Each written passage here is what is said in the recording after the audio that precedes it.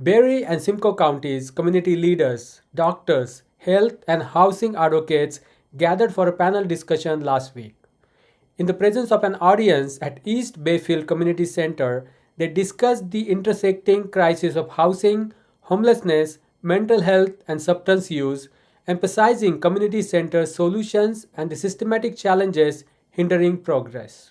The session was moderated by journalist Samantha Looney. Primary care doctor for Unhoused, Chown, criticized forced treatment models, describing them as ineffective and rooted in coercion rather than care. He advocated for harm reduction and community-based care as more ethical and effective alternatives. Anisa Carrascal of the Simcoe County Healthcare Coalition also spoke against forced treatment and detailed its traumatic impact on patients, calling for trauma informed and voluntary care models. She proposed mobilizing community resources such as street outreach healthcare initiative to bypass government inertia and directly support vulnerable populations. Reverend Naylor of Ryan's Hope shared the deeply personal motivation behind her advocacy, rooted in the loss of her son Ryan to toxic drug poisoning. She called for actionable solutions including permanent warming centers, trauma informed care, and the resumption of social housing construction. Ash Pinu of the Barrie Encampment Support Network and Ryan's Hope drew on lived experience to underscore the necessity of community focused solutions like tiny homes and proper encampment support. She emphasized the need for long term, consistent programs and highlighted the importance of community driven action over reliance on government. Laura Brown of Canadian Mental Health Association discussed the failures of the current shelter and housing systems, especially for individuals with complex needs. She called for a focus on safe supply initiative and questioned the lack of discharge planning and aftercare for people undergoing forced treatment. Community activist Michael Spears criticized the role of policing in perpetuating systematic violence and criminalizing poverty. He emphasized the need to address the root causes of crime through investments in prevention, including housing, healthcare, and harm reduction services. Following is our coverage of the panel discussion. Thank you everybody for coming. This is our Healing Starts with Housing panel. So we have some amazing panelists with us today. I'm Samantha Looney. I'll be moderating. So I am a journalist and podcast producer. And I'm honored to be able to bring this event to you today. If you've been watching Simcoe Community Media, you'll know that I cover inside the encampment, and that our other reporter, Deepak, has also been following the housing crisis that's happening in Barrie. So we're very happy to be able to bring you some panelists of diverse voices that are within the community to be able to speak on the housing situation that we currently have. I'm going to start by introducing all of these amazing panelists. So first up, we have Reverend Christine Naylor. So Christine is the co-founder and director of Ryan's Hope. Christine and her husband Tom founded Ryan's Hope in memory of their son Ryan, who lived with mental illness and lost his life due to toxic drug poisoning on November 29, 2020. Ryan's Hope's mission is to advocate for and support people living with mental illness, substance use issues, and experiencing homelessness. Christine provides direct boots on the ground support in our community through street outreach and encampment support. Through her ministry, she provides grief support to those experiencing traumatic grief. She is an advocate for Moms Stop the Harm and is a powerful voice for change, advocating with all levels of government for change to laws and policies that continue to harm and oppress marginalized populations. So it's Christine. And then we also have Ash Pinu. Ash is the co-founder of Barrie Encampment Support Network and has been volunteering with Ryan's Hope since the start. Ash deals with her own mental health struggles and has lived in poverty all her life, including now. Growing up this way has allowed her to truly see how things work and has gifted her great perspective on this matter. Her lived experience includes mental health, addiction, and government housing. She has a passion for healing and believes this world we live in can be a much better and more beautiful place if we work together at it. And then we have Anisa Carrascal. Anisa Carrascal. Anisa has worked as a nurse in the mental health and addictions field for over 12 years. She started her career at the inpatient mental health unit at the Michael Garron Hospital and at the same time as a community mental health nurse for Good Shepherd nonprofit homes. She is currently working as a nurse case manager at the Canadian Mental Health Association. Anisa is passionate about advocating for equality in healthcare and improving mental health and addiction services. She was recruited by the Ontario Health Coalition to start a chapter in Simcoe County. She is currently serving her second year as a co-chair of the Simcoe County Health Coalition, which has already run 2 successful educational campaigns about the serious risks privatization poses to the equal and fair provision of healthcare services in Ontario. And then we have Michael Spears. Michael Spears has called Barrie home for the past 22 years. He has a professional background in journalism, media relations, and political communications. He is a member of the Ontario Executive of the Communist Party of Canada, as well as the Barrie Housing and Homelessness Justice Network, the Barrie Encampment Support Network, Barrie Friends of Cuba, and Simcoe County for Palestine.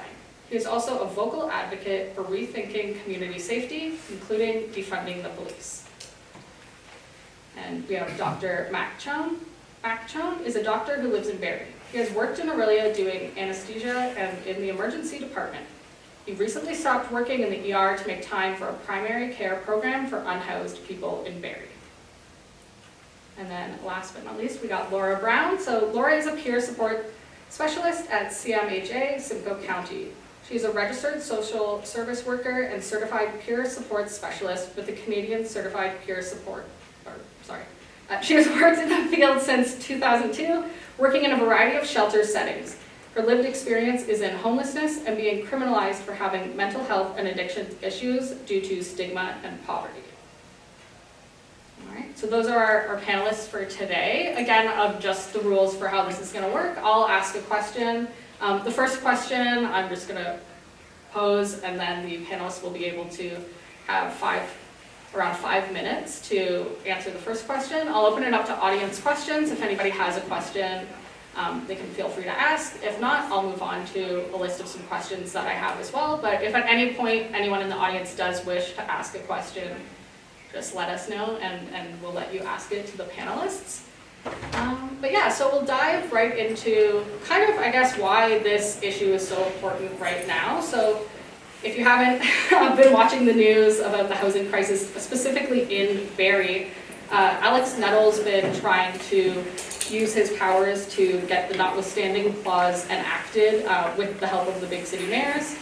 And that would basically allow the mayor to override Section 33 of the Charter Rights and Freedoms to clear the encampments that are in town.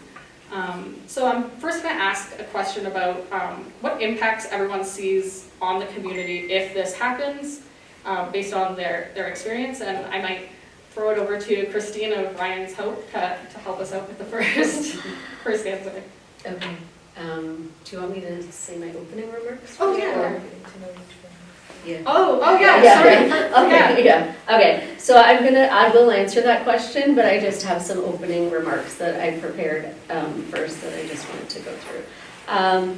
It's important for me to be a part of this discussion today because my reason for doing the work that I do is deeply personal. My son Ryan lived with bipolar disorder and he self-medicated with street drugs as the pharmaceutical medications didn't work for him. We had an 8-year journey fighting to get Ryan the help and support that he needed and coming face to face over and over again with the failures of our broken support systems. Ryan was highly educated and was a great advocate for himself and had a whole family advocating for him. And yet still, we were unable to get the helps and supports for him that he needed. Due to system failures, we lost him on November 29, 2020 to a toxic drug poisoning. What we noticed in the 8 years that we were advocating for supports for Ryan was that we have lots of supports on paper, but when people go to access those supports, they find out that they actually don't exist. They don't exist due to restrictive criteria, due to programs that are no longer operating, or due to long wait lists. Lists that are so long that people don't get the help they need when they need it. Lists so long that people die while on wait lists. Trying to get into treatment programs and trying to get mental health support for people is next to impossible. We love to talk about wraparound supports, but those don't exist when it comes to support for our most vulnerable. Over and over again, Ryan was denied needed supports under the guise of duplication of services. Ryan had complex needs. Ryan lived with diagnosed with bipolar disorder with psychotic features and substance use disorder, and had a possible traumatic brain injury that continued to be ignored by medical professionals who were supposed to help him. Ryan needed all the supports he could get, but he was given the bare minimum that they could get away with providing. This was something that we experienced firsthand with Ryan, and something that we have witnessed over and over again with the people that we support in this community. This is a recent example that I want to share of how our system fails people. A couple who we support in our community who are currently residing in an encampment. The wife has a disability that is a result of an injury. She needs to have surgery to correct this injury and improve her mobility. However, she cannot get the surgery until she is in stable housing. Recently, some temporary winter shelter beds were made available. The couple applied for these, and they were denied due to her mobility issues, as the building is old and not accessible. They then learned of another option for seniors requiring supports with daily living. They didn't qualify for this one as her needs were not high enough.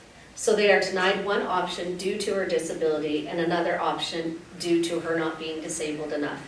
She cannot get the surgery to fix her disability till she's housed, yet they don't qualify for any of the shelter options that are available. So they are now left outside this winter, forced to fend for themselves, despite both of them having multiple health issues. So my question is, are they choosing to live outside, or is our system failing them? There's this narrative that they're choosing to be outside because they don't want to go to shelter, that there are shelter beds available, and anyone residing in encampments is just choosing to live outside because they don't want to follow rules. This is a false narrative, and it's not the case for most of the people that we support. The shelter system is not a one-size-all-fit solution to homelessness. It is a congregate setting, often over capacity, and requires very restrictive compliance from those accessing it.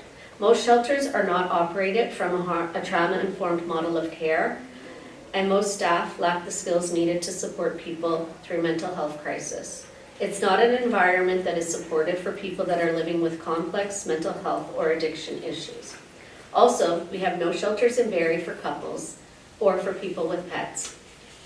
So a lot of people are not choosing to live outside because they don't want to follow rules. They would love to be inside, but unfortunately we have no shelter options available to them. They are forced to live outside because the shelters are not equipped to meet their complex needs, or because coming inside means giving up a beloved pet, which may be the only family that they have, or being separated from their partner, who is often their emotional support person for anyone living with mental illness or trauma. So the next time that you hear the narrative that people are choosing to live outside, I challenge you to correct it. I further challenge everybody to really be critical when you are seeing numbers put out and reading press releases by the county and the city about our shelter numbers. I can assure you that we do not have adequate shelter beds available for the number of people experiencing homelessness in the county of Simcoe, and definitely not enough in the city of Barrie. Last night, our shelters were over capacity. We had 161 people last night that were staying in an emergency shelter in Barrie, but we only have 137 beds. So we were over capacity by 29 people. Numbers will continue to rise as the nights grow colder. For people already dealing with mental health issues and trauma, it would be very difficult in an overcrowded situation like that for them to function. Sometimes shelter beds will go empty, but it's not because people were not trying to get into shelter. People were trying to get into shelter and turned away. It's because those beds are reserved for people who meet a certain criteria set by the county. Beds reserved for youth, for women, for people being released from jail, or for people in mental health crisis. We absolutely do not have enough shelter beds for the number of people that are experiencing homelessness.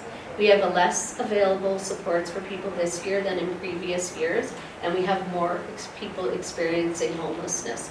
People are left outside every single night. And we do not, at this time of the season, have any plans yet in the city of Barrie for an overnight warming center or a daytime warming center for this year. This is a huge failure. And I think we all should be concerned about that, and that we should all be holding the County of Simcoe as a shelter provider responsible for that. This is Canada. We have winter every year. It's not like they don't know what's coming.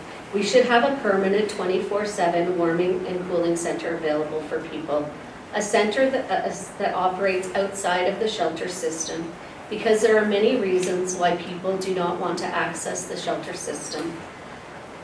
And if everything is connected to the shelter system, then we are leaving a whole lot of people outside with no supports and no options. And that is not okay. We need to be looking out for and supporting and protecting our most vulnerable residents. So that is the shelter system and the issues that we have with that. And now I want to talk to you about housing.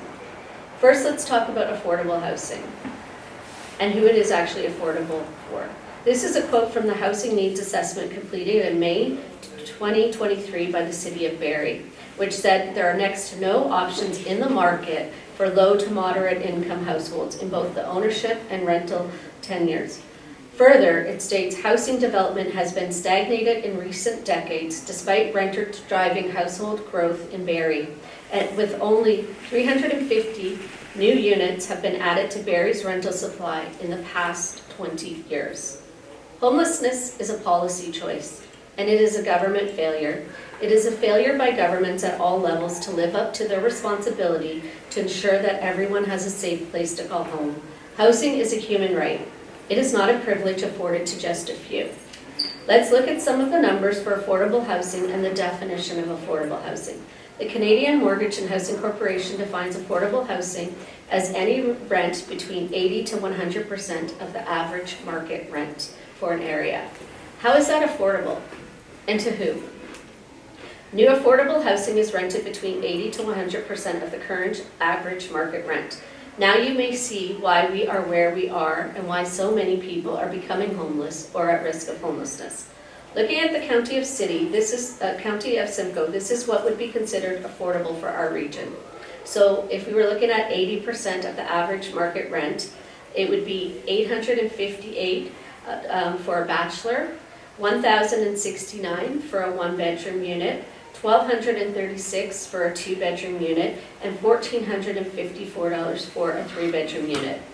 If we go up to 100% of the average market rent, a bachelor would be running at $1,073 or $1,336 for a one-bedroom, $1,545 for a two-bedroom, and $1,818 for a three-bedroom unit. For the County of Simcoe's Secondary Suites program, which is one of their so-called affordable housing programs, maximum rents could be as high as $1,073 for a bachelor, $1,332 for a one-bedroom, or $1,537 for a two-bedroom. Now let's take a look at the social assistance rates for our province, and we'll see what the problem is with that. Rent for anyone on OW, they receive $343 for basic needs and $390 for their shelter allowance, for a total of $733 a month. And for people on ODSP, they receive $786 for basic needs and $582 for their shelter allowance, for a total of $1,368 a month. The shelter allowance, those shelter allowances are not even enough to rent half a room. So as you can see, those numbers are not affordable for people that are on social assistance. They're certainly not affordable for anyone working minimum wage or for a senior that is receiving a old age paid pension. We need to start challenging our government and holding them to account. We need to challenge them on the definition of affordable housing, and we need to stop accepting the narrative that our governments are doing their part because they're building affordable housing. Affordable housing is not affordable. We need to start demanding that they stop handing money to developers and that they get busy building rent-geared-to-income units. We need to demand they get back into the business of actually providing housing instead of providing handouts. We need to demand social housing be built. Our government has not built social housing in decades, and that is where the crisis began, and that is why we are where we are today. In the 4 years that we have been doing this work, we have seen a significant change in the demographic that we are supporting. We are seeing more working poor become homeless, more families coming into homelessness, and more seniors who have worked their whole life and are now finding themselves homeless due to housing inaffordability. Seniors are the top rising demographic experiencing homelessness in our country. Homelessness is not a moral failing. People don't become homeless because they made bad choices. They are homeless because our government is failing and our government made poor policy choices. They are homeless because of the commodification of housing, because for decades all levels of government have been shirking their responsibility to build social housing. It is time we held our government to account. Our mayor loves to brag about the fact that he grew up in social housing, yet he doesn't think that families struggling today deserve the same benefit. I grew up in social housing at Jane and Finch in Toronto. Despite the stigma of it being a horrible and dangerous place to grow up in, that was not my experience. It was a beautiful community where neighbors became friends and friends became family. I am still friends with people from that neighborhood whom I met when I was just 2 years old. I am grateful that social housing existed for my family when I was growing up, and I think families today deserve that same basic right. Encampments are communities. They remind me of the community that I grew up in. They are beautiful communities of love and support. They are communities people build for themselves when our government fails to live up to its responsibility. Encampments will continue to exist until everyone has a place to call home. Healing starts with housing, and housing solves homelessness. I'll re-ask the question after I give you a chance. Sorry. Yeah, I didn't catch do you have any opening remarks that you want to? Yeah, sure. Our sort of general topics are on forced treatment and harm reduction, so we're sort of going to tag team our opening remarks. But so Alex Nuttall and the members of Ontario Big City Mayors are calling for a number of things, but some of their calls are quote-unquote compassionate care and treatment programs that strengthens the system of community-based and residential mental health and addictions treatments under the Mental Health Act and Health Care Consent Act. So those are the laws that allow you to do forced treatment on people for mental health reasons, or people can't consent. And then they also want to strengthen the existing system of mandatory community-based and residential mental health and addictions care and treatment. So I think the term that I like to use for this is forced treatment, and you'll hear all different types of expressions that try to soften what it actually is, like compassionate and compulsory care or involuntary care, but we're all sort of talking about the same thing, doing something to somebody against their will. And I think it's like, as this conversation evolves, I think it's important to remember why this question is being put before us, right? And the question is being put before us with a political agenda. It's being put before us because this is a continuation of the basic policy that many of these mayors have, which is to get rid of homeless people by institutionalizing them or letting them die or transferring them to another city, or to punish them if you can't get rid of them. So this is really like the context that this question is coming up. So we should already be pretty skeptical of whether or not this is going to be something that will actually help people. And the other piece that I think is important to discuss is that the Valente decision, which was a decision by the Ontario Superior Court, limited the capacity of municipalities to kick people out of public parks when there's no suitable alternative for them. And so I also see the conversation of forced treatment evolving as another option for the municipalities to do the same thing, which is to kick people out of public places in a way that is sanctioned, I guess. So maybe Anisa, I'll let you talk about forced treatment in Ontario as it currently exists. So I wanted to start by mentioning that forced treatment already exists under the Mental Health Act. I've been pretty knowledgeable on it because as a nurse in a mental health unit in a very busy hospital in Toronto, I'm gonna say about 60% of the admissions in the hospital are are forced admissions. They come on a Form 1. What is a Form 1? It's basically an order in which the person has to be brought to the hospital and stay there for 72 hours, whether they like it or not.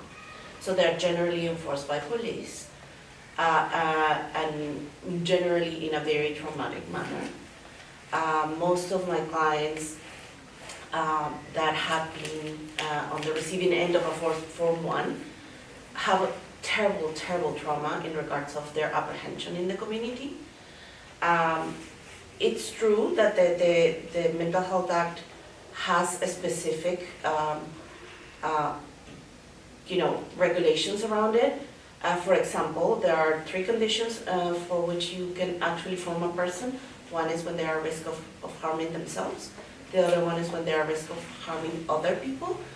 And the third condition is when they have neglected their own well-being to the point of, creating harm for themselves too. So, but there are very wide open, definitions. So it is not unusual to actually overuse the Form 1s to get somebody to the hospital. Under the Mental Health Act, you can also, as a family member, for example, go to the Justice of Peace and order something that is called a Form 2. That's an order from the Justice of Peace for an apprehension of a person to be brought to hospital for assessment. Same thing as a Form 1, but it's not initiated by a medical professional. It's initiated by a person in the community that has a concern and brings it to the Justice of Peace. Same process. One of my first pieces of advocacy was around the switching the crisis management of mental health crises in the community from a police, driven effect to a clinical driven effect. We managed to do that in the city of Toronto. We created a team that is called, right now it's a Toronto Crisis Response team. And basically it's formed with a peer support, a nurse, a social worker. There's not a police inside. And they respond to 911 calls that are directed to mental health crises. And the effects of just that change has significantly reduced forced admissions in hospitals. So even though I have worked within the system and I have known that it's true that in certain very specific cases, you do need to bring to treatment to a person, the way that we're enforcing that is something that I very strongly disagree with, because I've seen the effects on people. Even when you're sick, even when you're not necessarily cognizant of what is happening around you due to a mental illness, outbreak, you can feel it.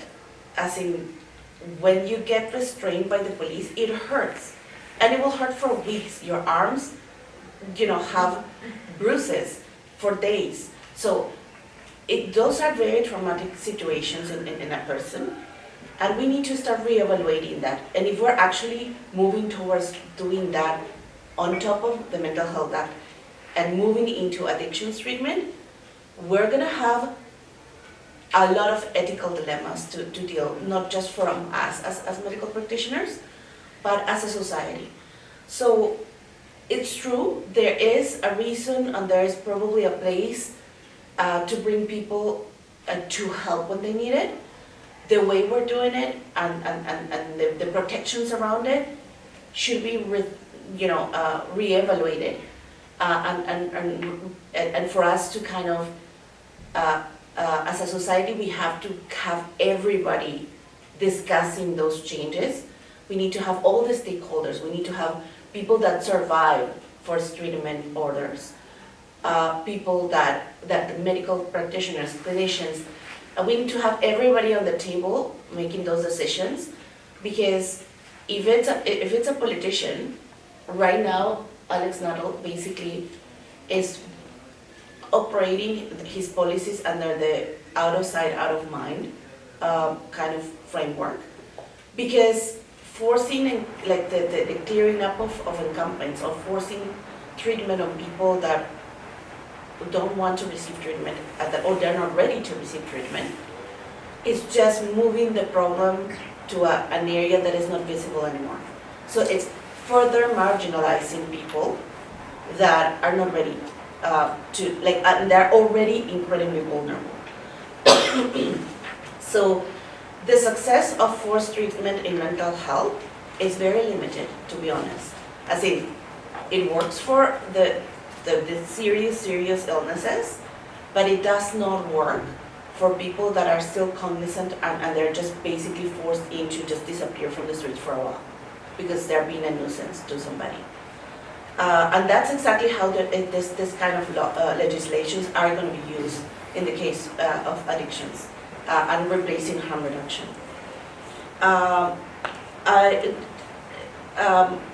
Mac is going to talk about the forced treatment in other jurisdictions in North America to kind of make a comparison of what is happening on the ground, and it will get back to me to kind of, complete the big painting that we're like trying to make. Yeah, so I think so we already have forced treatment for mental health in Ontario, and it's not used. It's very seldomly used, I think, in my experience, for addictions, right? And maybe other people have a different experience with that, but that's sort of been what I've seen. In other provinces, so BC has the broadest forced treatment regimen in Canada, and they're nominally not supposed to be using it for addiction. Like, that can't be the sole purpose of admitting someone under a forced treatment regime in BC. But it is still done frequently. So they did one study where they looked at what was the primary diagnosis when people were discharged, and 1 in 5 of the admissions for forced treatment were for addiction. Was the primary reason that person would be kept in hospital. The system in BC is very been highlighted for a lot of abuses of procedures. So there's a whole bunch of procedures in place that are supposed to happen to protect patients when they're getting apprehended, and those are very infrequently completed. For example, people are supposed to get a form that identifies their the proper completion of legal forms for patients only happen 28% of the time. And so all these forms are, like in Ontario, we have a form where a patient gets informed of what's happened and what their rights are in the situation. So you can see that it's really not a system that protects patients very well in the BC context. There's there's been no change in the amount of voluntary admissions as you speak to the difficulties in accessing voluntary care, but the involuntary admissions have just been sort of going up and up and up over time.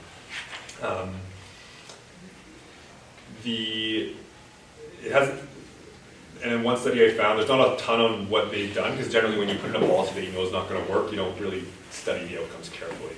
But they did do one study of 3,000 people who used drugs in Vancouver, and their degree of coercion was assessed. Most of them, 50% were forced by a physician and 50% were forced by the courts, and there was no difference compared to no treatment at all. So the people who had been through forced treatment, really, it was no better than just doing nothing. But despite that lack of evidence, BC's both premiers in the last election, or David Eby and his conservative rival, are sort of falling over each other to endorse forced treatment more. So it seems it's still very popular amongst politicians. Alberta is looking to expand its forced treatment plans. They had one for kids, which again, there's not a lot of detailed evidence available on.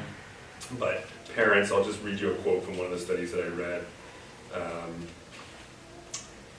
Most parents enrolled their child in forced treatment, this was for substance use, because they were desperate to protect their child's safety or to motivate them to reduce their substance use. Many also felt lost and overwhelmed because their child was unwilling to attend voluntary treatment and they lacked professional guidance on how to care for their child.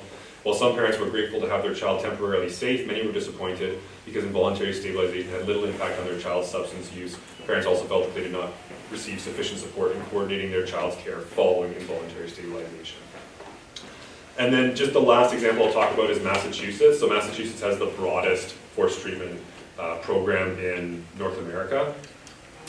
like thousands of people are apprehended and basically admitted to jails in Massachusetts where they're supposedly getting treatment. They have orange jumpsuits. They have, prison guards.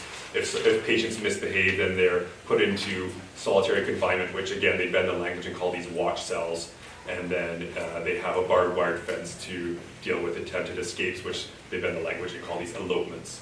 So this is sort of, again, not lots of data on whether or not this has been working, but one study that was done out of an emergency department found that 100% of the patients who were admitted under their forced treatment had relapsed within 1 year and been admitted to the hospital again. So, and then there's other big papers that have been done, studies of studies that look at all this, and essentially there's no scientific evidence that shows that it works. Really, at the end of the day, that's the bottom line. So, I think I'll leave it there. I mean, there's nothing more to say about that. So from our perspective, kind of rounding it back to housing, is we're seeing the fact that people actually have a misconception of what a person should look like when they have an addiction. It can be your neighbor, it can be your grandpa, like it can be anybody. So the framework that they're working with, trying to kind of push, like, further regulations on what people can actually do, it is incredibly concerning. But for us, it also goes back to harm reduction. They're attacking harm reduction like nothing I've ever seen. I was blessed enough to actually receive a harm reduction training from one of the first, from the pioneers of harm reduction in Ontario. I was a volunteer at some point at the first safe consumption site in Toronto. This is years and years and years ago, and it was beautiful to see. It was a wonderful, wonderful experience because to begin with, every single one of the services was related to housing. There was not a single service that I actually worked in Toronto at that time. I'm talking about 12 years ago. That was not related to funding housing and working with the social determinants of health first. Housing, food, access to care, and the connections with the community. You cannot build treatment for addictions without building a connection, a personal connection with a person. Because in my experience too, this is what I observed. People will come to the safe consumption sites, and at the beginning it will be like very furtive. They will come, do their business and leave. But slowly but surely they will start asking questions. They will engage with staff more. They will start volunteering for certain things, like they will do the rounds around the building, making sure that there's no needles around, keeping the neighborhood safe, because they really, really enjoyed and felt that it was a positive space for them, so they wanted to protect it. The more they engaged, the better it went.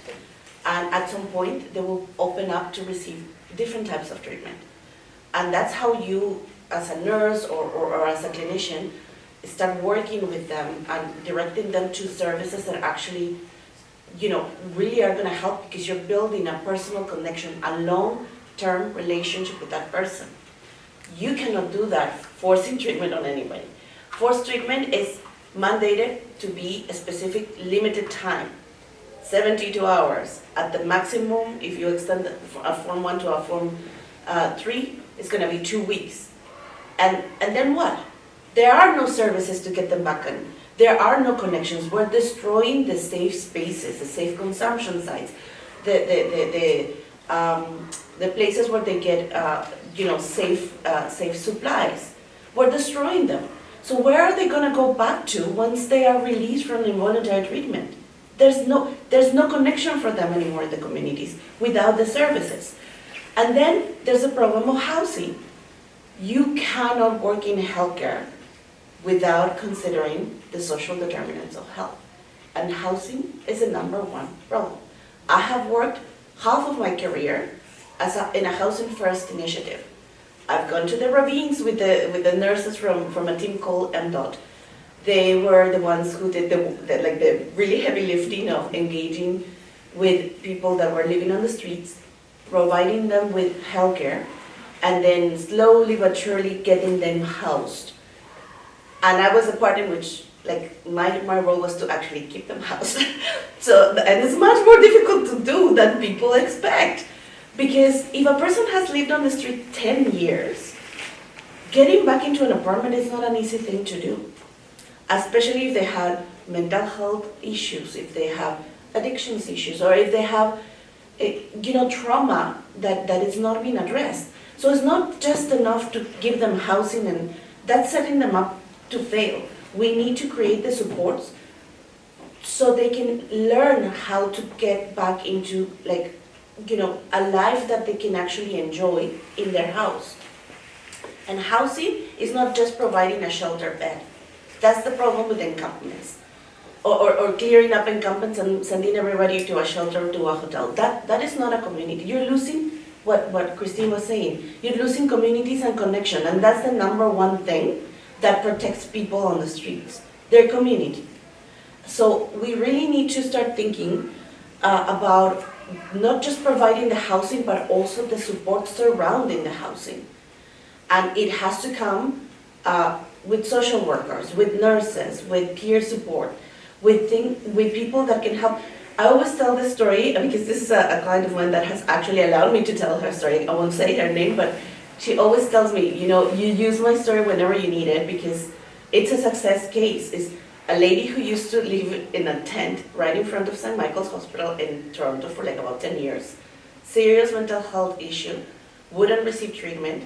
It took about 3 years working with MDOT for her to actually finally agree to receive treatment. She started on medication, counseling. A wonderful, wonderful psychiatrist worked with her, went to bat with her to house her.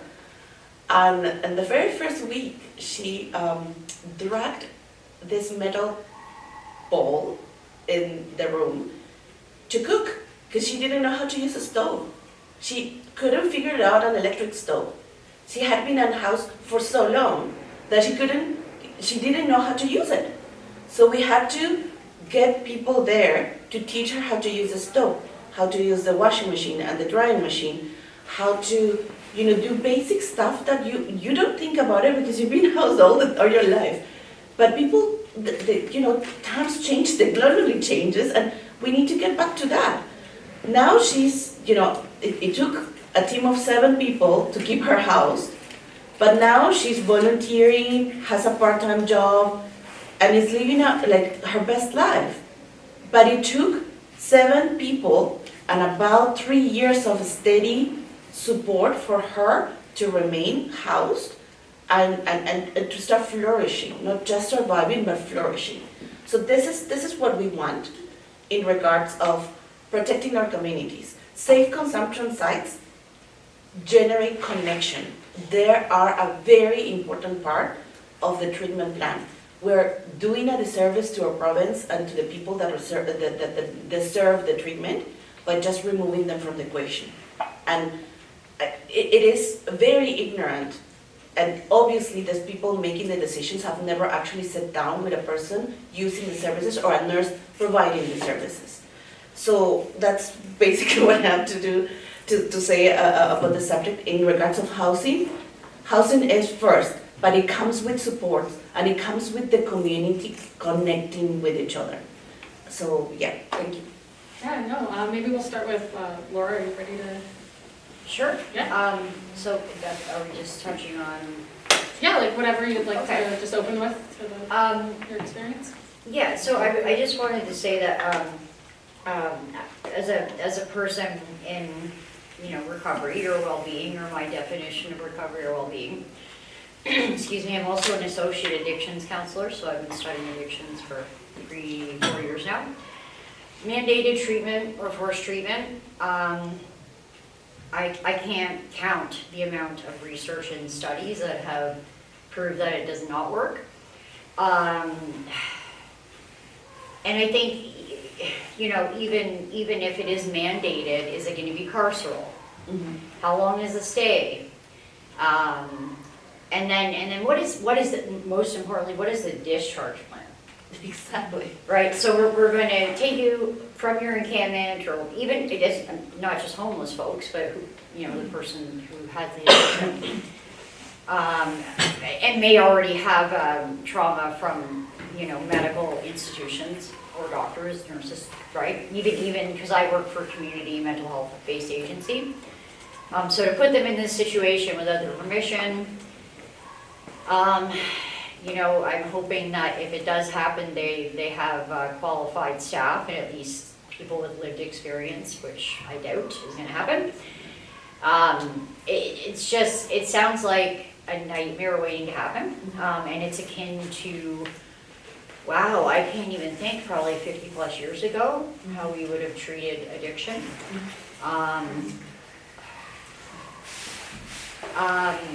Housing, so I mean, I've been homeless myself, but it, you know, 12 years ago, it was very different, the community in Barrie. There was more of a sense of community. It seemed safer. The drug supply definitely was not as tainted. Food wasn't as expensive. Basically what I'm getting at is we have people fighting for resources that Maslow, or you know, Maslow's hierarchy of needs would say at the very base, at the bottom, people are fighting for these, and it's wrecking the sense of community. I worked in a shelter up until 2022, and I had been working in shelters in Toronto. I worked at Green and worked at YWCA with violence, women and children fleeing abuse. But I mean, in 2022, I started seeing, wow, it was pretty traumatizing actually. You know, like we had folks, you know, people that were 89 years old being forced out simply because they didn't understand their rights, or they didn't understand how to do the virtual landlord and tenant board hearings. We saw families who are considered, like the parents would be considered to have intellectual disabilities. They were taken advantage of. Older folks, or people's bodies that have retired before 65, right, like 55, 50 plus.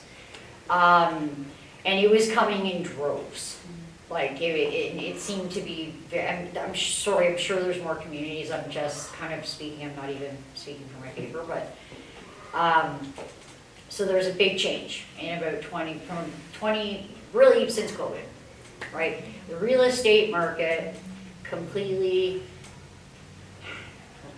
that was the start, I believe, of a lot of these problems, right? Because if you want to control the middle class, you do it by controlling the real estate market, right? Also, you know, my family grew up in Rexdale, in Ontario Housing, and my mom, I got permission to use one of her, what she had told me.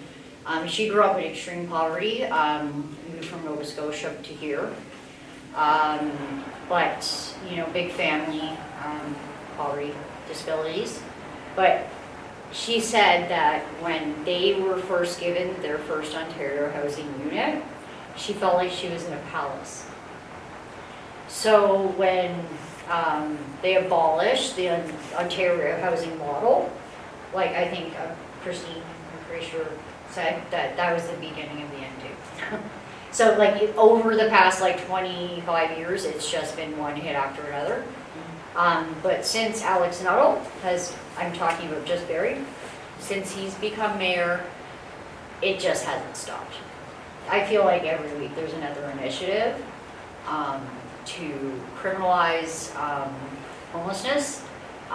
They want to they want to arrest people for being homeless essentially, and then put them through what they call a pre-charge diversion program, which would be typically through the Canadian Mental Health Association, John Howard Society. So I also work as a peer support worker in the justice program 1 day a week. you're removing them, and then you're bringing them to a service, and they've lost all their stuff. So now, like, it's just silly, because there's no housing to put anybody into. And then we're talking about having to replace everything they own, even just basic things like tents. The whole idea is just a huge waste of resources, it's a waste of money, and it scares the hell out of me that they're not taking the time to plan this properly, or asking the right people, like people who have lived it, most importantly, or living it, what works and what doesn't. I'm sorry, I'm going all over the place here, but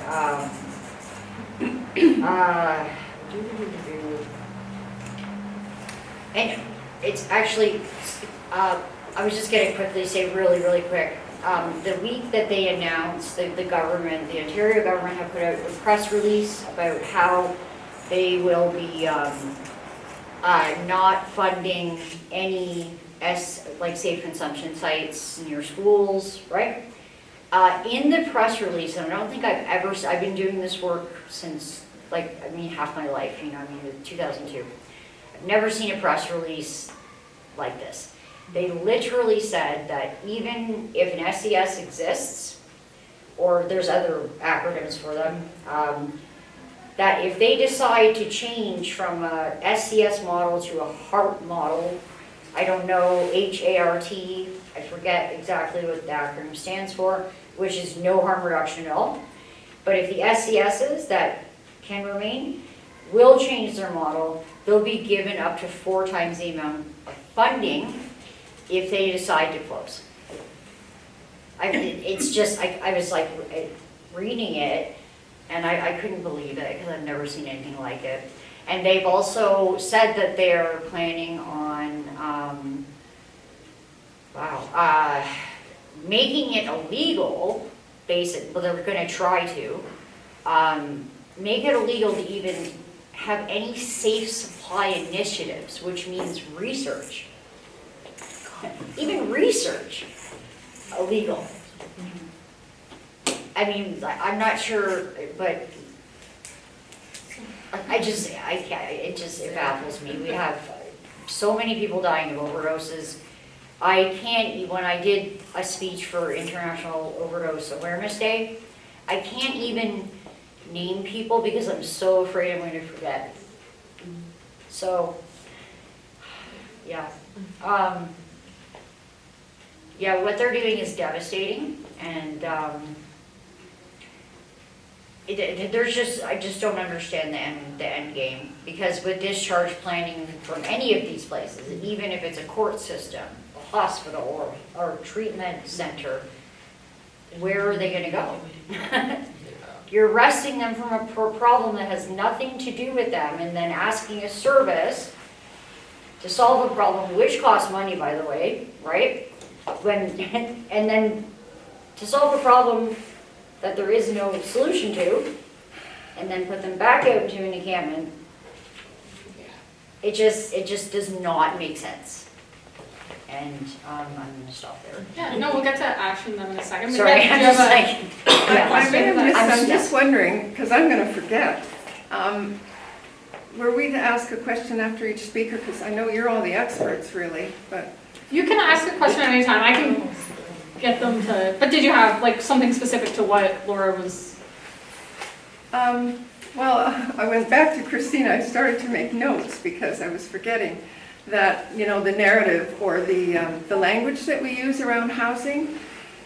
I'm on the outside, you're the experts. But I learned from other builders and stuff that affordable housing is too broad. There's better terms, whether it's geared to income. Do you know what I mean? Like we almost need not a dictionary, but what do you call it? Glossary. Thank you. A glossary, so that the language, at least people who are in the field like you and other people who want to do something, we're using the same language. Because even though the main media, they talk affordable housing, the ridiculous politicians, affordable housing, that's too vague, and people's eyes kind of gloss over. So I think we need a glossary or something of appropriate language. And by the way, along those lines, for people like us in the audience, like, I'm wondering about having goals, like back to, how long ago was it that we were at City Hall trying to get a safe injection site? And they had the medical officer of health and his assistant. I mean, we've been trying for a long time, like whether it's that, or you know how Halifax and Peterborough have mini town, and I don't know how all that works, but they have tiny homes. And so there's a gradation of people who are unsheltered or homeless. Where is it appropriate, or where they start? Like your family went through stages until your mom felt she was in a castle. Yeah. So Yeah. again, you people know everything, and I wouldn't let anybody I would cut them off if they said, these people who are choosing to live. I'm a retired teacher, and I used to say to people when they'd say that, no 6-year-old ever said, when I grow up, I want to be homeless. I mean, it just doesn't happen. Joan Baez has this song, There But For Fortune, Go You and I. I mean, it's like, you're the experts that know that it's not a choice. And Barrie is a hostile community for being helpful to people. And it isn't just Alex Nuttall, but. So I'm wondering about, out of tonight, sort of goals that a working group, and I'm not offering to organize it, I got my finger in too many pies, but you know, a working group of achievable goals, whether it's a glossary, the safe injection site. Michael or the other young woman may have things to say about that. And the last thing I see, and I don't know, you know, there's young people walking around with yellow jackets and they have walkie-talkies. What are they called? Or One Community Solution. Yes, yeah. oh, Don't even so get it's started. That's another discussion. all right. Well, anyway, I didn't even know who they are, and I try to pay attention. And somebody told me, yes, they can pick up garbage, but they also sometimes are the first person who sees somebody passed out on the steps of the grocery store, kind of thing. So we need to honor them. We need to have the public more aware of even the tiny things that are happening, or what goals are achievable in a hostile town. Well, as Anita said, that's a conversation about that organization for a different day. We're not Okay. going to take that on now. All right. We do have goals, and we will be, you know, having takeaways for people, like things that they can do. Our main goal right now, because the cold weather is coming and it's supposed to be a brutal winter, Yes. is to, you know, put pressure on the County of Simcoe, who is the shelter provider and housing provider for our area, to ensure that we have a warming center, ideally by December 1st, for our community that operates 24/7, regardless of temperature, because Would there be a person who knows what buildings aren't being used and they could quickly be turned with not a lot of finances and staffing? There's a lot of, laws and rules, like a church was shut down for having that, for allowing unhoused people to come into, like in their church, and they were shut down and told they couldn't. In town, in Barrie? Yes. The last time that there was an overnight, so that we had an overnight warming center April, which was fantastic, middle April last year. I'm sorry, I'm being That's when sarcastic. it opened last So, year. like, so we had no overnight warming until April. I worked. So that's a screaming need. We had a daytime one. Yeah. So how do we go about that? There is one, without saying a name, there's one friendly counselor. Is there a way of approaching that counselor to get it on the agenda and people attend? And I mean, you can put pressure on your counselor and like all members of Barrie Council, but one of the things, because we're a two-tiered municipality, is that the city and county kind of pass the buck back and forth and say it's not our responsibility, it's your responsibility. And technically the responsibility for the warming center falls on the County of Simcoe. there was a good man up there that had come from Toronto. But that's who I would suggest, Mina, that you write to him and you write to Wendy, who's in charge But I'm of. one. I mean, I'm just wondering if. Oh, I'm saying everybody, Oh. and we're going to call for everyone to do the same Yeah, thing, even write a because model letter that is the main thing that Okay. we are calling for. that should be goal number one right Yeah. now. And yeah. if you're following Ryan's Hope or Barrie Encampment Support Network on social media, we do have calls to action, and they're separated by our calls to action for the city of Barrie and our calls to action for the county of Simcoe. And we've kind of decided that we've kind of been letting the county of Simcoe get off a little bit too easy, and we need to put a bit more pressure on them, especially when it comes to providing a warming center for our most vulnerable residents that are going to be left outside all winter long. And, cold-related illnesses, as Matt could probably speak to, happen way before -10. I Especially remember for when vulnerable Keenan was trying to bring it down from -30. Yeah, Frostbite, yeah. pneumonia. Anyway, I don't want to There's so enter. many. No, I was gonna say, Yeah. that's actually Yeah. like a perfect segue, because Christine mentioned the Barrie Okay. encampment. Yeah, So and Ash- Ash is gonna, Yeah, I've just been burst in here, don't mind. Yeah, I feel like It's you have to speak fine. on that. So I have just a bunch of, well, not a bunch of stuff, but some stuff here for you guys to kind of know a little bit about me and what brought me here and what we're talking about here, why we're all here. So I did grow up in government housing too, till about grade 5, when my mom was lucky enough to get a job where we got to live on the property as well. Growing up was a roller coaster ride, to say the least. If it wasn't for rent geared to income social housing, there was a chance I could have been taken from my mom and traumatized by the foster system for no reason other than being poor.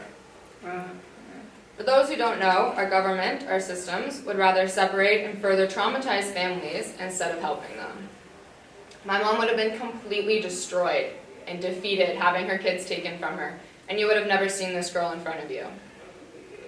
Having a roof over our heads and a community around us allowed us to keep our heads above water and not fall further. It wasn't perfect, and it could have used some more love, but it was a roof over our heads. It was a home, our community. It was a warm place to sleep at night, a place to cry and feel privately. That gets taken for granted. A place to make memories, and a place to grow in. I found out recently, and some people have talked about this, but I found out recently that my complex was most likely one of the last ones ever built and funded. They stopped funding these kinds of housing in 1993 and stopped building any rent geared to income housing in 1995. I was born in 1999. That's appalling. No wonder our homeless crisis has gotten as bad as it has. There's literally no housing. So tell me again how this is not a war on the poor. And that's where it starts. They come after the most vulnerable first. Who's next? It's only a matter of time before they take everything from everyone. Now we have governments who want to lock everyone up and throw away the key in forced treatment, which we know doesn't work. And mayors trying to override the charter to bulldoze encampments. Encampments are protected under the Charter of Rights and Freedoms for a reason. Encampments are not the fix-all solution, but they're a piece to the puzzle. And supporting people in them, as well as the encampment as a whole, actually helps this crisis that we're dealing with. Things like porta potties and adding encampments to garbage routes and not uprooting people and what little they have to survive would make a world of a difference for literally everybody. Sweeping encampments traumatize people, point blank. Moving people around like that makes things worse for all of us, whether you want to believe that or not. It does. I am so beyond tired of ego-powered bullies for mayors ignoring the things that truly help.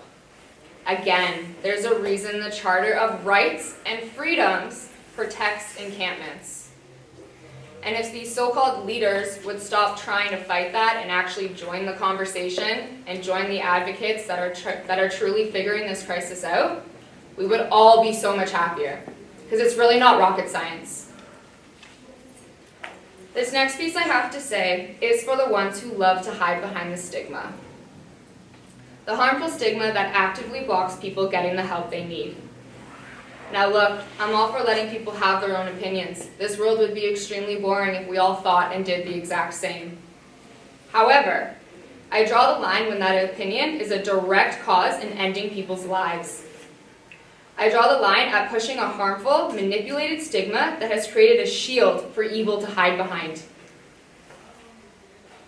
That has allowed our government to shut down life-saving healthcare.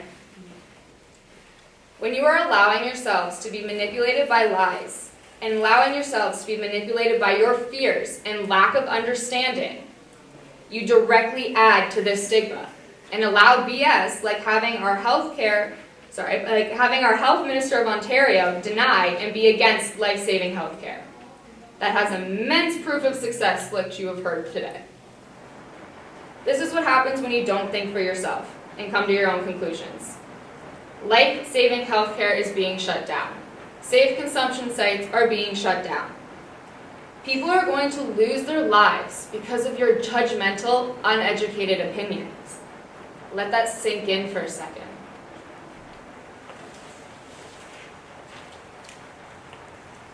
Now, I do want you to understand that I do get it. I really do. I get it's hard to think for yourselves in a society that's constantly shoving what to think down our throats. But we do have the power to think for ourselves. We have the power to do our own research, to talk with people experiencing, to put our own boots to the ground, and come to our own conclusions. Stop letting yourselves be manipulated into a pawn in their story. There are solutions, real solutions, like tiny home communities. Kitchener has a better tent city, adding porta potties encampments and putting encampments on the garbage route pickups, having trauma-informed services, and creating long-haul programs so services can continue. Most services are only a few weeks, maybe a month if you're lucky, and then you're back on your own in the same environment, which you have heard today. We need programs that will continue and work for individuals. We need to be able to have the conversation and have the space to do what works, figure out what doesn't. Ooh, sorry guys. We need to be able to have these conversations, to be able to have the space to figure out what works and what doesn't, and to be able to improve on it without threat of things being taken away. The safe space to be able to have conversations and come up with solutions and figure out what is going to work and what doesn't. Safe consumption sites save lives. Shutting them down is a death sentence. And the only reason they are even able to talk about shutting them down, let alone actually doing it, is because of the stigma. They are hiding behind the stigma. Encampments are community, are people's homes. Sweeping them only makes them worse for everyone involved. So instead, figure out your own story. Make up your own mind and turn off the news. The power is in the people, but only when the people come together do we have the power. We can change our world, but only together. Thank you. Can I cheer? Woo! Yeah, we'll open up to questions after, but yeah, we'll let Michael take a moment to speak. Okay, I'm gonna be quick, as quick as I can. I'm here to talk mainly about policing and criminalization of poor people. So we've seen some examples of the positive impacts that some members of our community can have. But when it comes to the negative impacts, policing's right up there leading the way. They do this in a few different ways. So the police are the violent arm of the state, and they target people who challenge the status quo or those who can't generate profit for the system. They also harm the communities by defunding them. And I say this because we've seen the police budgets continue to grow and grow and grow, and that takes valuable dollars away from how the city can fund services and resources for people. So I think it's important too when you're talking about policing and criminalization to kind of look at the root of it. And so we see society is kind of split into two classes, right? We have the ruling class, which is made up of rich people, corporations, powerful politicians, and then we have the working class, which is made up of people like us, workers, unhoused peoples, advocates, and this is the way it's always been throughout history. Class has always been how society is divided and where the struggle takes place. So when I mean struggle, we see now in our current capitalist system, we have the struggle between the corporations trying to make money and the workers trying to make the best wage possible to bring home to their families. The two issues are a direct contradiction to each other. Now the ruling class is a state to help it in the struggle. And one tool that the state has in helping it out is the police. So the police, just in case you don't know, it was started as a way to oppress racialized people and poor people. And it was done mainly so the ruling class and the rich could keep making profits. And we see that still today. It's still how it works. Police were created to protect property and not people, despite what you see on the sides of some police cars. We see that in the fact that police are reactionary. They come to arrest people after a crime has taken place. It's not focused on crime prevention. We see how police are focused on protecting the status quo. In the status quo, which is a society that we live in now, which has been shaped by capitalism, patriarchy, and white supremacy. So it's basically state-run class control. We've seen it here in our own community over the years, and more over the past few months. We're seeing how people are being criminalized. One way they're doing this is by trying to evict encampments, as we've heard, trying to go after what society calls panhandlers, so people who are requesting help from people that they meet on the streets. We're seeing even people trying to help other people were being attacked last summer by the law that the mayor tried to pass. And we also see, as I said before, people who aren't able to generate profit for the system are also under attack. So we also see it in housing, as has been mentioned here. The construction of social housing was stopped by the Chrétien federal Liberal government back in the 90s. So now housing is being built to meet the needs of developers and builders and other financial speculators. That's why houses are built right now. It's not being built to meet the needs of people, and the police are there to kind of protect this reality. Encampment evictions, crackdown on housed people are just one example of this. So things need to change. So I think it's important to start out by analyzing some of the contradictions that we see with policing. So one big one is that people see police as preventing crime, when the reality is that their main role is to process criminals. We see the contradictions between the massive budgets that are going to police services across the country. At the same time, that money is being taken away from real crime prevention efforts. And we also see how the state uses violence. It uses a violent militia like the police as a tool to actually, what they say is to prevent violence. Now, as contradictions in our society start to become more pronounced, the ruling class is determined to do whatever it takes to maintain power. And police will be a key part of that moving forward. So we know that the ruling class is heavily funding police as the material conditions worsen for the working class, and this isn't accidental. Despite the fact that we hear that we need the police in order to keep our communities safe, I think we could all agree, just from experience, that the safest communities aren't the ones that have the most cops, but they're the ones that have the most resources.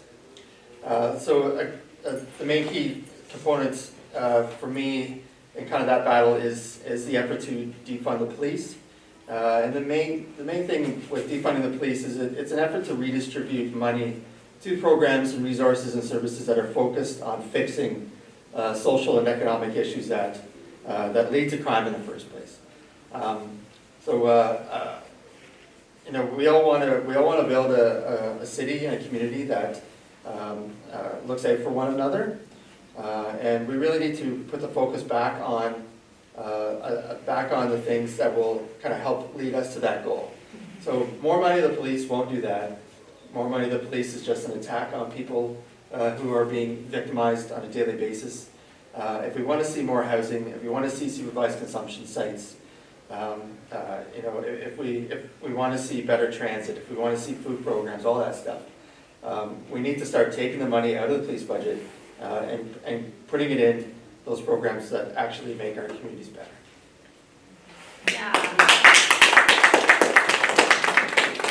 I do have questions as well, but if there was anyone in the audience that wanted to ask anything.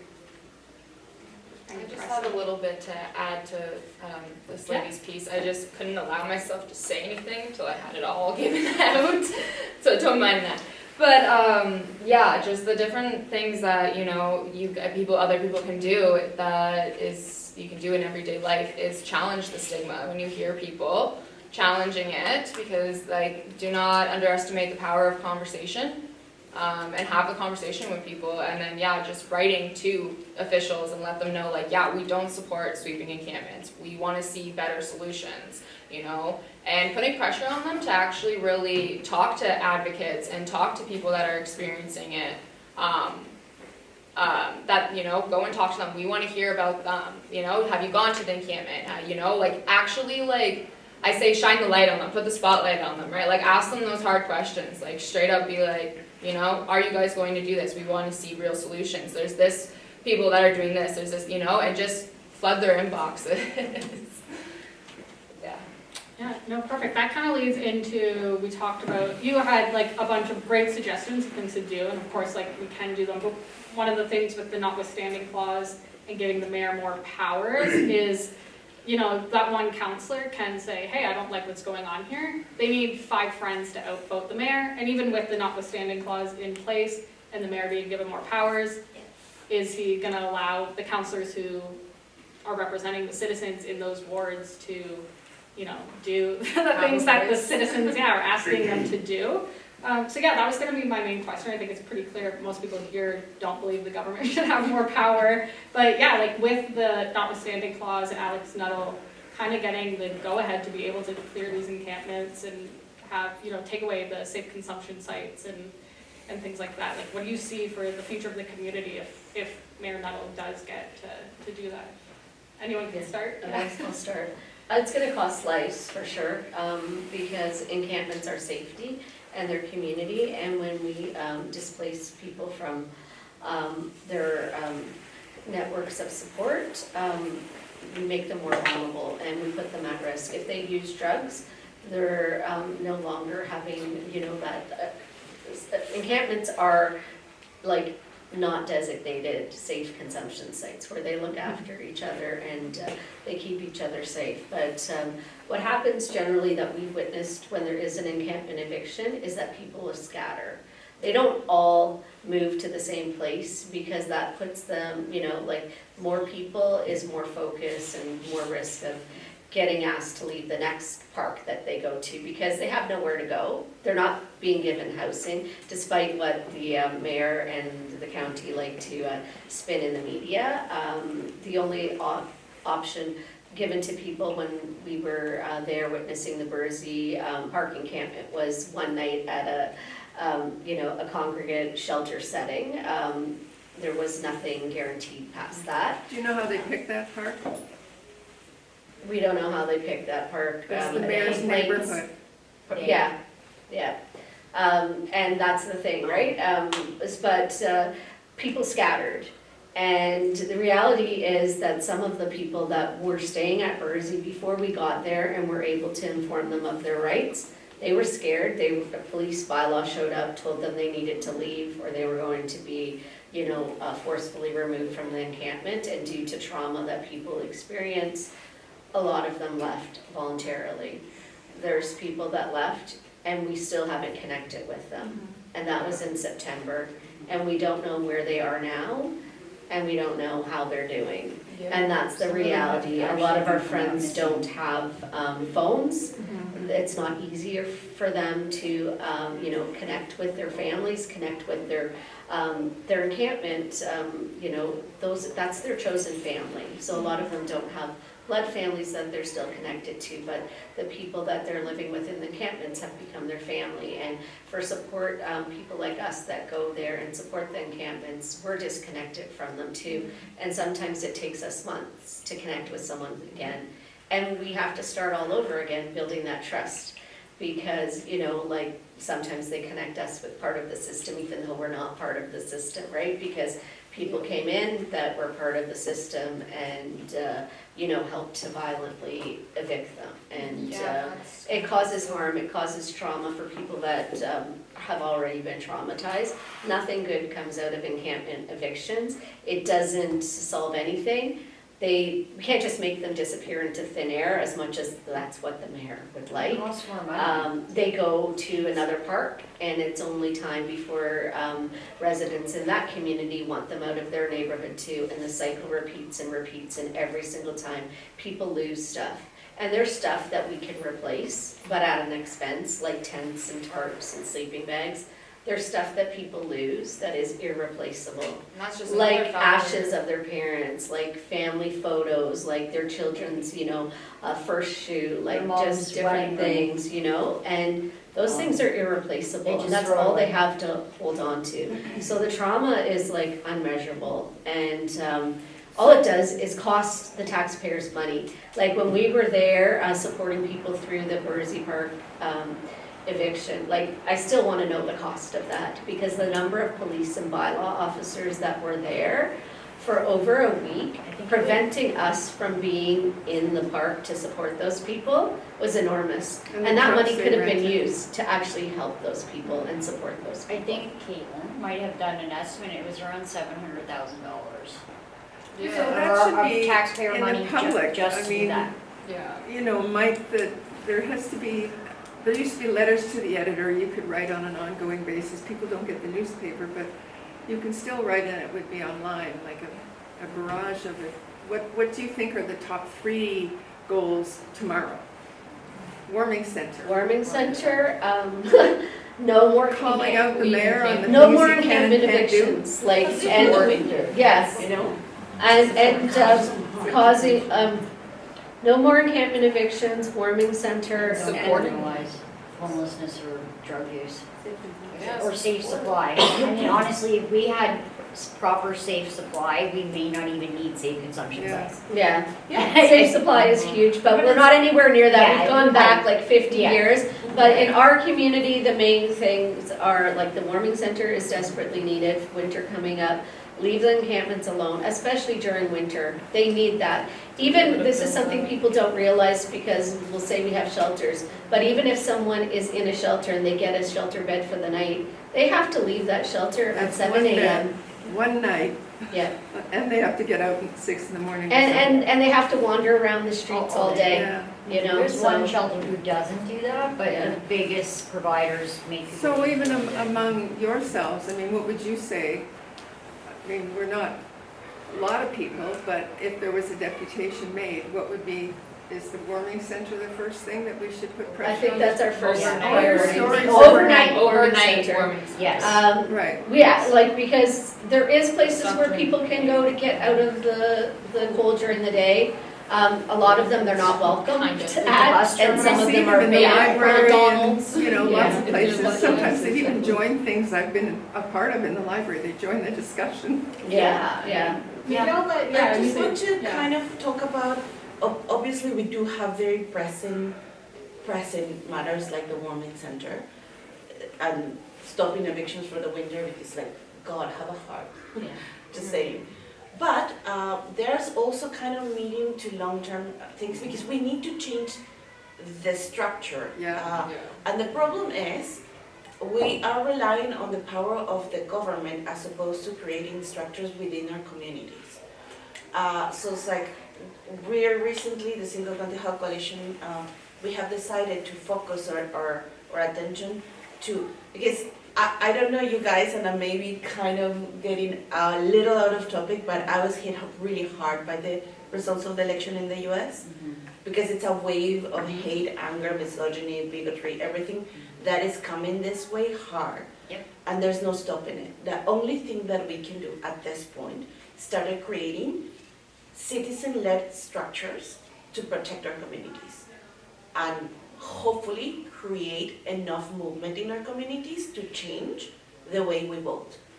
But it has to start from people like us that, have the knowledge. And one of the things that we need to start doing is, let's start recruiting nurses, nurse volunteers. Mark has a project. It's a gorgeous project. He wants to do primary health care for the unhoused, but a mobile. That would be Yeah. like what Kathy Crow does in the, The like a Street Nurses Network, Street exactly. Nurse program. Yeah, so it's That's basically what the so Scout needed. program that the in Toronto is called Scout and the Street Nurses Network.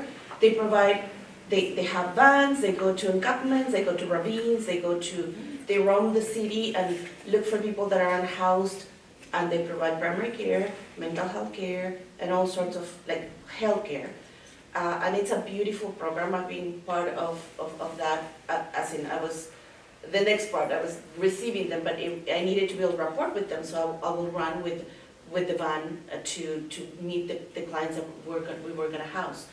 It is a very, very powerful program because we are providing healthcare and it's a service that protects, right? So it's a project that Max wants to do. I'm trying to help him as much as I can. But the idea is those kind of projects. Let's recruit some nurses, train them for safe consumption and harm reduction techniques, and let's do it on the streets. Because if they are not gonna give us a building and the funding, let's do it on the streets, like BC did it. BC did it. Yeah. BC got their doctors and nurses on the street, providing harm reduction and providing safe consumption sites. Without the permission, we're providing treatment to the best of our knowledge. And that is not only ethical, but it's within our scope of practice. So they cannot, take us to jail for that. So let's start protecting our communities by doing things, creating, the structures within ourselves.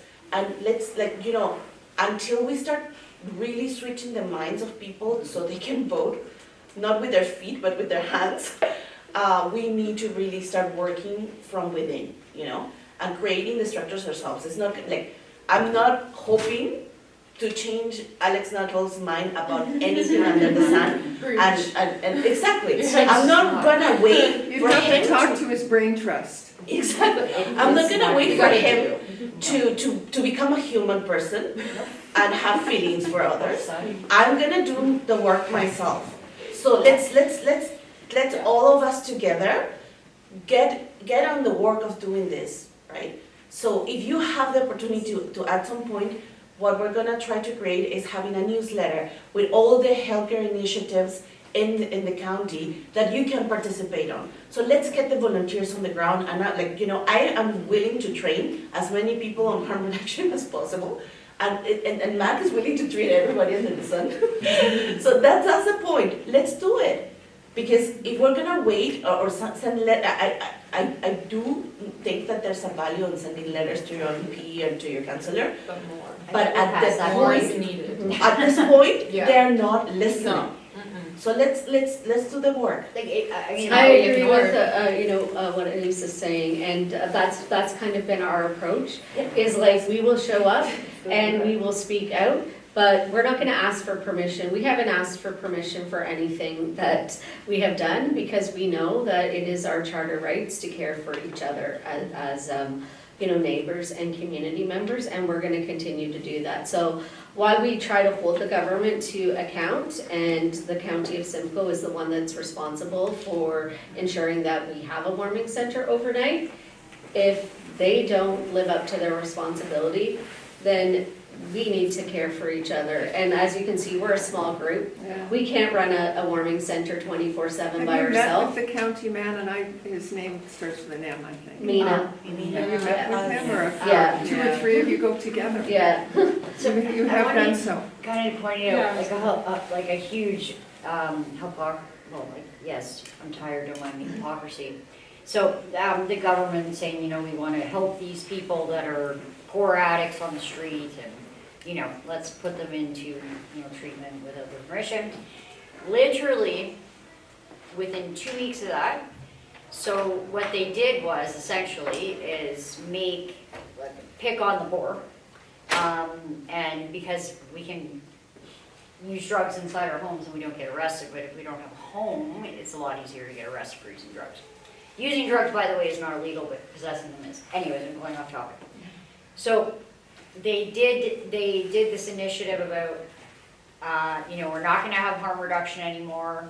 It's not going to be mentioned. You can be charged as a medical professional, and even if you're researching safe for supply, within 2 weeks simultaneously, they essentially deregulated alcohol.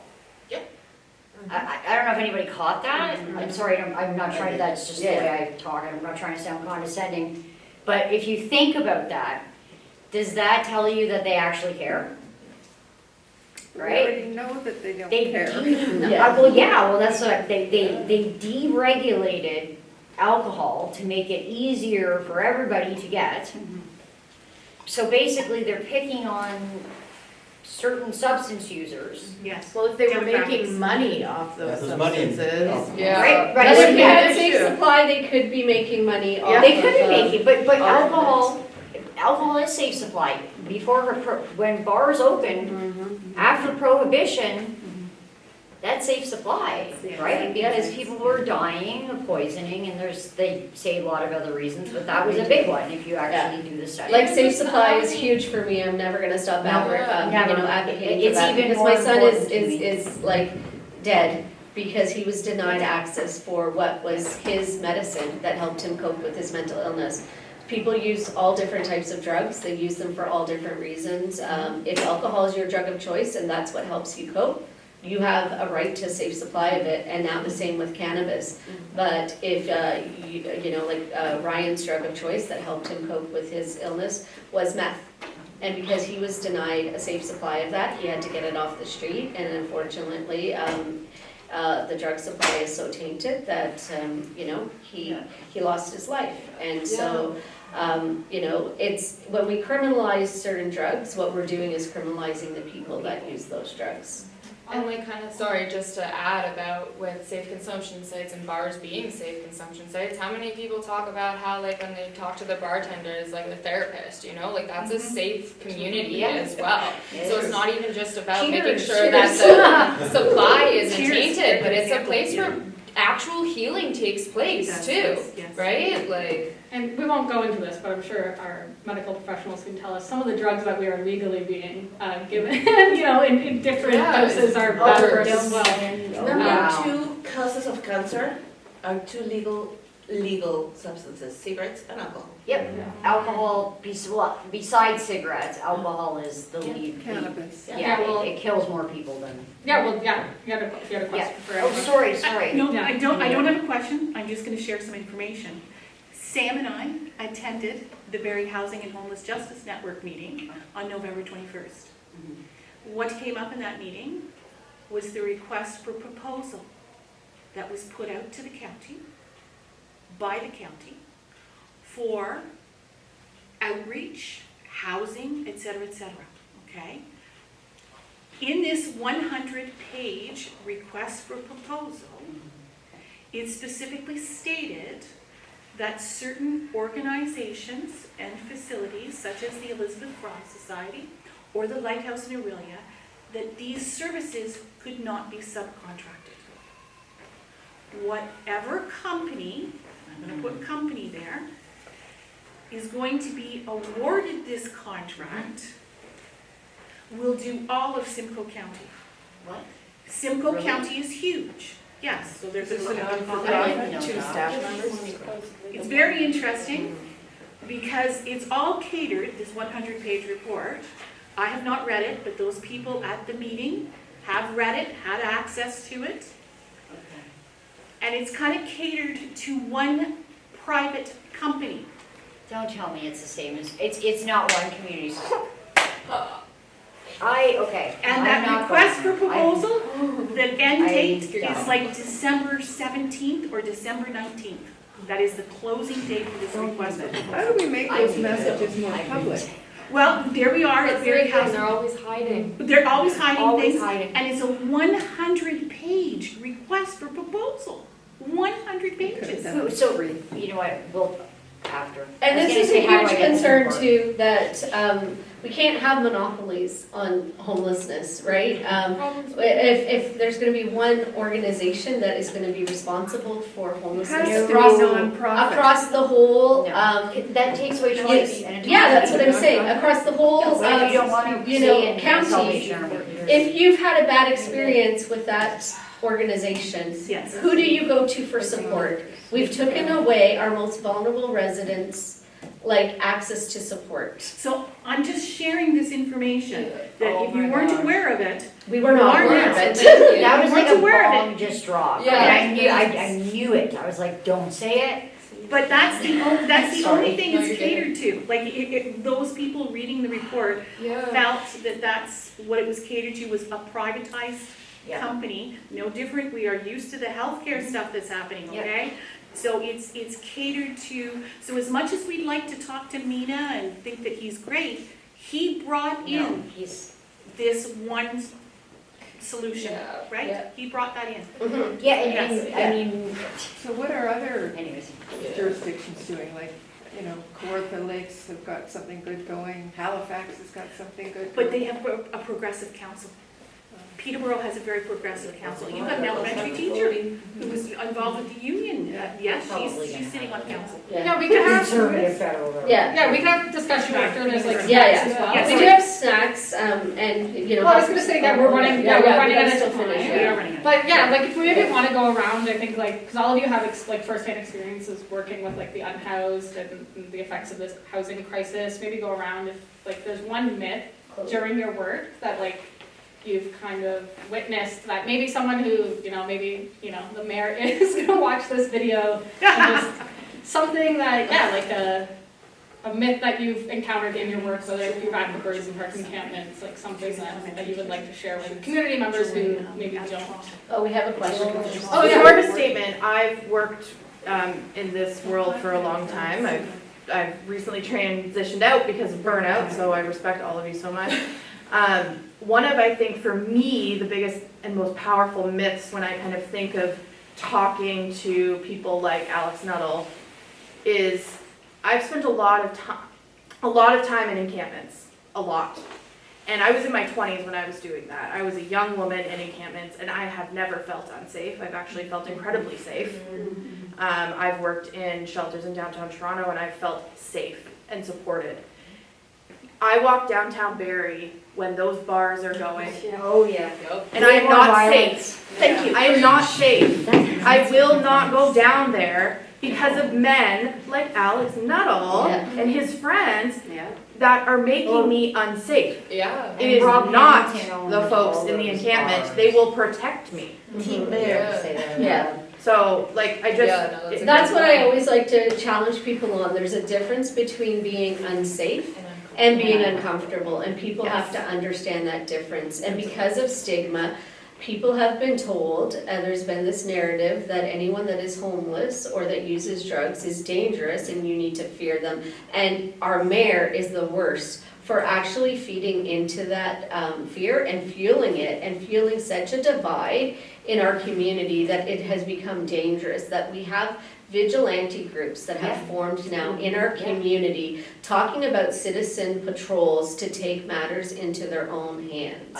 And we always try to empower our unsheltered friends and give them an opportunity to be a part of anything we do and have their voices heard. And people challenged me on why is there no one that's homeless on the panel today, because they don't feel safe being here. The amount of hate that is in our community being You brought directed at lived them experience. right so now. same. Yeah, and so I always ask them before I come to speak, what do you think is important that we need to touch on and we need to say? But like, I have never felt unsafe, in the encampments. We spent almost 2 weeks supporting the people in Bursey Park. We spoke with little old ladies that were walking through the park when we were prevented from entering the park, and they were walking on their daily walk and said that they have never felt scared walking through there. Young couples with young children that take their kids to the park every day, teenagers on their lunch from school that said they never felt unsafe there. So it is the stigma that our media, our mainstream media needs to do a better job of actually, doing journalism now. But And, they are understaffed, overworked, and they'll take stories. I mean, if Oh, you they won't, bring they don't, they did not properly, Even they there are, today? they're controlled by the conservative. And so they have to put a spin on it, and But if you or the the people who said they felt comfortable walking through Bursey Park, if they were comfortable coming forward and being quoted in a story that somebody else wrote, A lot of the time, They would that's probably not gonna be make through, it. one of the It media would- that is here yeah, tonight it that would would be make doing it that final story. edit. Main Street media is It's not gonna do that story. They They won't may, do that. they may do it to appease the crowd But around they them, do it in their but it own won't ways. make the final It's cut. another part of No, the stigma, right? Like mainstream media is paid and told what to print constantly. No, I understand So, all right? that. So they push the stigmas in that sometimes sense, there's a and way they to wiggle won't around it. they won't cover anything that is going to counteract that stigma. I do have a myth that I want to crush. It is. Because working with the unhoused population the dozen years I have, and this one is directly to that Ford, they are not sitting on their ASS. They are not. The one who's sitting on his ass is him. Like, because otherwise Helker, like, we're working, the 10,000 crises we have. There is no more hardworking people than the unhoused.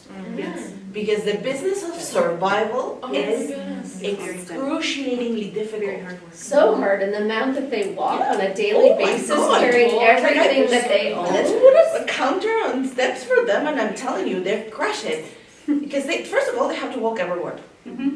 They have to wake up at 6 in the morning, get kicked out of the shelter, and look for And food. take everything that they own, because they don't get a Exactly, yeah. walker, Yeah, so so then you everything they own on them. So, we did, like a research at some point about why, like, when we were receiving people from being unhoused to house them, their life expectancy jumped like 5 years up. Because living on the streets, it's bad for your health in not just diet and the fact that you're living on like, it's that the cortisol levels of the stress of permanently being in survival mode and having to like work for your survival 24/7 without a second of Is breathing there and rest. language we could change, Anisa? I mean, if you, or the healthcare providers talk about, has Barrie lost its sense of humanity? They have, a long time ago. Absolutely. No, Because but nobody- just pose the question and give reasons why, because other cities, other towns, other jurisdictions are doing more. Still not enough, but they're doing more than we are here. And so find the softer language, even though it's powerful, to get the attention of Raymond Bowe. He usually takes stuff at the Barrie Today. Yeah. Huh? And Lisa has a nice connection with them. Oh, okay. There are Yeah. some decent journalists, not Yes. all But- of them. But it's Using important them. to kind of educate them too, because people really thinking that people are unhoused because they want to, and they're sitting No, on we their gotta butts stop and doing that. nothing. We Because really need to start don't educating let people that happen. on how hard it is to survive on the streets. So And that's a myth I want to crush because, Yeah. like, oh my I god. have another myth that's kind of connected to that. So like, a lot of times the myth of that everyone that is homeless uses drugs. That's why we had this big mayor's letter and the letter that was signed by 15 mayors to use the notwithstanding clause to force people into treatment, right, to get But them all that's up 15 in. mayors out of how many in the province? I saw it on TVO. Well, there's 440, I think, So 15. municipalities. Only, Yeah. yeah. But only That 50 needs to be put out. No, no, no. But out of the big city mayors, there's Yeah. 29 They're in the their ones that have caucus. the mayor, Yeah. what are they? But there's Oh, something there's about strong 63 mayor. There's something about 63 that are opposed to that. Yeah. There's, yes. More there- are yeah. the than more yes. are So I didn't opposed. know But that. what Yes, is, don't how they forget frame the news though? Yes. How they frame the news? He was also an MPA, Alex Nuttall wasn't So- an MP, so that makes. The thing that I yes. wanted to spell about that is that not all homeless people use drugs, and sometimes people use drugs to survive homelessness. Yes. So Yeah. they started using drugs after they became homeless, and this, because it's hard to live on the street, and it's dangerous living on the street, and sometimes people use drugs to stay awake. Sometimes Yes, they use yes. drugs as a coping mechanism Yes. to deal with their trauma. And so, like, we need to challenge that too, right? Yeah. We can't lump everybody that's homeless into one category, but that's what they're doing because it takes away accountability for their failures. The government is responsible for housing. The government stopped building social housing decades ago. Yeah. And that's why we're in a housing crisis. It has nothing to do with people that use drugs. So the drug part, I would minimize that conversation, but humanity, I mean, Well, what see, are we all here for? I hear what you're saying, Yeah. and we're trying to do that, but this is where that whole mainstream medium conversation came into. We don't have enough voices, we don't have enough people talking about it and pushing the information that we are trying to push out. No one wants to get political, like I know. No. And Matt- that's the Like Matt problem. is my husband, and he like reached out. He works in a really as a physician, but like he reached out to the physicians that work at RVH, talking to the emergency doctors, and they wrote and they said, you know, we see a lot of cold-related illnesses in the winter. Wouldn't you love it if we had a warming center? And at first, the response was yes, we would totally love it. And then it was like, well, we're working with this, and it might be, you know, working with the Barrie Encampment Support Network, and then it is also affiliated with defunding the police, radio silence. Yep. Radio, Yep. yes. Because they all agree with that, but they don't want to get political. They No. don't want to be, No skin on the game. yeah. Everyone's afraid of losing their funding. And so Yeah, there's exactly. many True. good Even organizations. social work. Yeah, in our That's- that support the people that are unhoused in our community, that we work with, that we consider community partners. And they're afraid to speak up the way that we do because they're funded by the county, they're funded by the city. Everyone. And they don't want to lose their funding, and it comes Busby for Center, like hospitals, nobody can different say anything. things too, right? And so it puts us in a unique situation because we're not funded by anybody, we're volunteer run and community supported, but it's also a lonely place to be. Because at the end of the day, Yeah. when you want to kind of make a program sustainable, you need the funding from the government. And that's one of the things that when we were discussing about how to fund the primary care for the unhoused, was the fact of how we get sustainable funding. And the proposal has to go around the political side and basically demonstrate either the hospital or the county or whatever, that we're actually saving them money by doing this, and not mentioning anything political in between, in order to get that Because funding. lives don't matter, dollars do. Exactly. We have got, we want to get a time, we got one Sorry, final yeah, just question. or think statement. about this. The mayor and some police officers and some other people did something they had a hope conference, right? at Oh my Pentecostal gosh, the church. conference. Just one moment. Then I see on social media that the United Way did a big thing at Dorian Parker Center. United Way, it's packed, all these people. Did the United Way reach out to you, Christine? Absolutely not. No, exactly. Okay. So we have Barrie Housing Homeless Justice Network. We've got the encampment here. Maybe we should all be trying to work together. That's what I'm Right. saying. Okay, We need and to especially separate United Way, having people in paid positions to do outreach and do all this stuff, that maybe we need to contact people and work together, okay? That's just my suggestion from outside. Makes sense. Is there Final question? No, any final questions? no, I will say something quickly. Honestly, I was here to support Mac, my son-in-law.